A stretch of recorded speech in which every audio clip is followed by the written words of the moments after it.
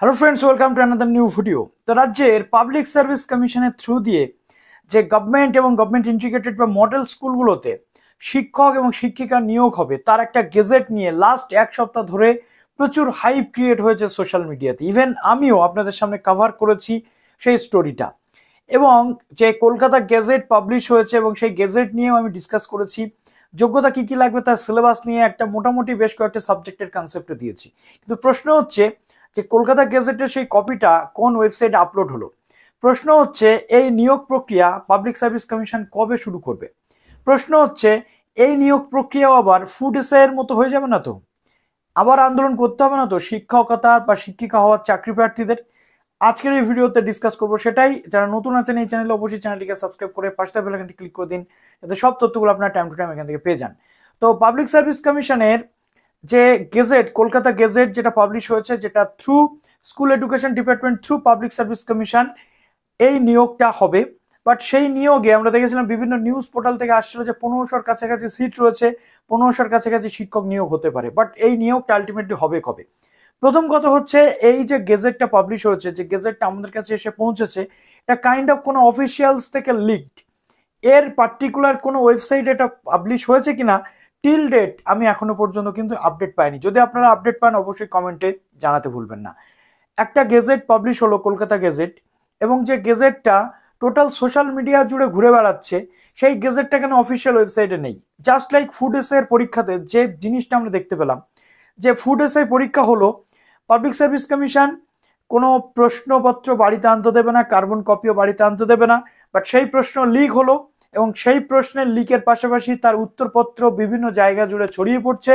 পরীক্ষার আগে থেকে সোশ্যাল মিডিয়ার বিভিন্ন জায়গাতে সেই উত্তরপত্র কিন্তু ছড়িয়ে বেড়াচ্ছে বা সেই উত্তরপত্র স্প্রেড হচ্ছে। তার পরবর্তীতে এত আন্দোলন হলো এবং পাবলিক সার্ভিস কমিশন সেই বিষয়ে কোনো হেলদোল এখনো পর্যন্ত নেই। পাবলিক সার্ভিস কমিশনের ওয়েবসাইটে গেলে আমরা দেখতে পাচ্ছি যে কোশ্চেন পেপার, 6টা শিফটের কোশ্চেন পেপার এবং অ্যান্সার শিট বা অ্যান্সার কি সেখানে কিন্তু পাবলিশ করে দেওয়া হয়েছে। তাহলে আলটিমেটলি ফলটা কি হচ্ছে? এর আগে পিএসসি ফুড এসআই পরীক্ষা যখন হয়েছিল, এমনিতেই পাবলিক সার্ভিস কমিশনের গয়ঙ্গচ্ছ নীতি, প্রত্যেকটা পরীক্ষায় 9 বছর 10 বছর দেরিতে দেরিতে হয়। তো আবার কোনো পরীক্ষা হলেও তার নিয়োগ শেষ হতে হতে 5 বছর লেগে যায়।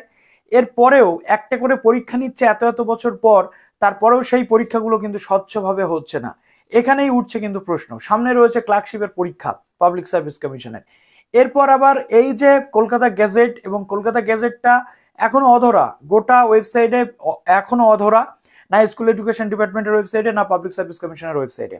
তাহলে প্রশ্ন হচ্ছে নিয়োগটা আলটিমেটলি কবে হবে? লাস্ট যেটা পরীক্ষা হয়েছিল পাবলিক সার্ভিস কমিশনের অ্যাসিস্ট্যান্ট মাস্টার অ্যান্ড মিস্ট্রেস নিয়োগ, এটা কিন্তু 2015 সাল, যেমনটা তথ্য রয়েছে আমাদের কাছে, 2015 সালে এই নিয়োগটা কিন্তু হয়েছিল।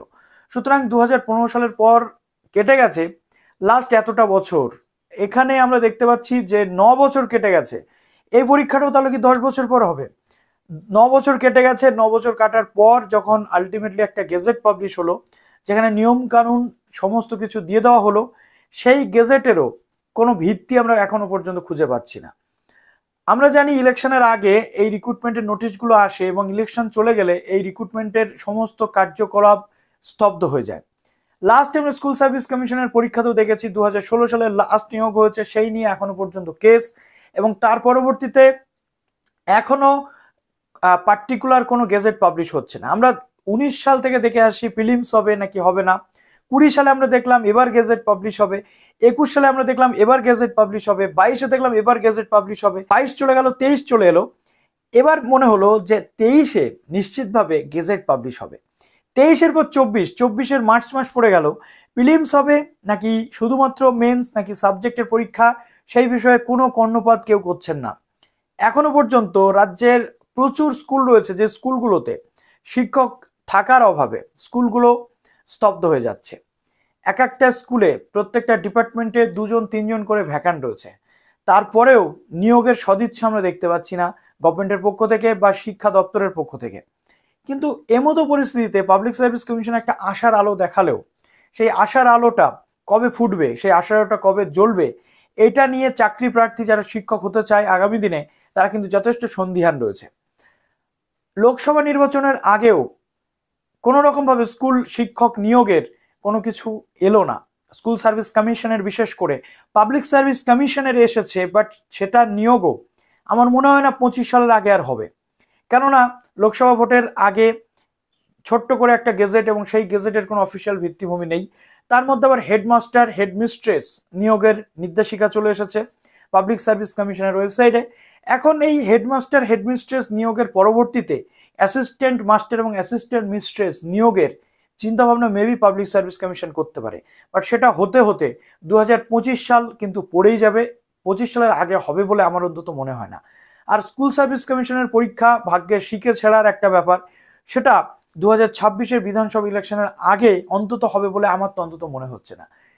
তো এই কয়েকটা বছর ধরে এতগুলো বিএড ক্যান্ডিডেট, এতগুলো ক্যান্ডিডেট রয়েছে যারা পড়াশোনা করছে, তাদের এনার্জি লেভেলটা ধীরে ধীরে ডাউন হতে থাকছে। কেননা পরীক্ষা যদি বছরের পর বছর না হয়, এনার্জি লেভেল স্বাভাবিকভাবেই কিন্তু ডাউন হতে শুরু করবে, এবং এক একটা বছর চলে যাচ্ছে, এক একটা বছরে এক একবার ক্যান্ডিডেটদের বয়স কিন্তু বেড়ে যাচ্ছে, সুতরাং তাদের এখানেও কিন্তু প্রবলেম তৈরি হচ্ছে।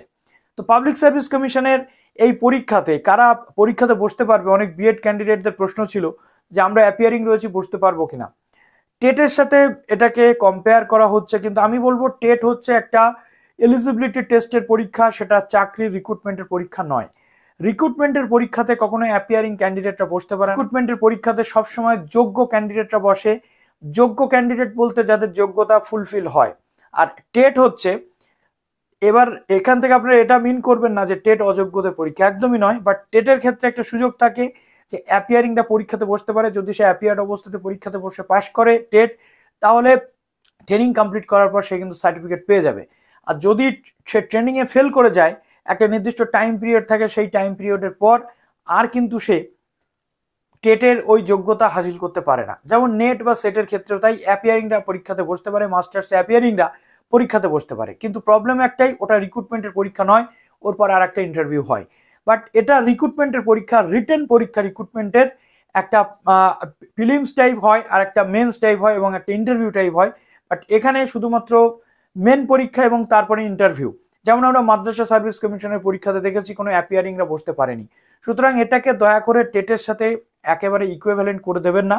টেট সম্পূর্ণ আলাদা কনসেপ্টের পরীক্ষা, সেখানে কোনো রকম রিক্রুটমেন্টের প্রতিশ্রুতি থাকে না। এখানে কিন্তু রিক্রুটমেন্টের প্রতিশ্রুতি থাকে, আপনি রিটেন পাস করলে, ইন্টারভিউ পাস করলে আপনি কিন্তু নিয়োগ পাবেন।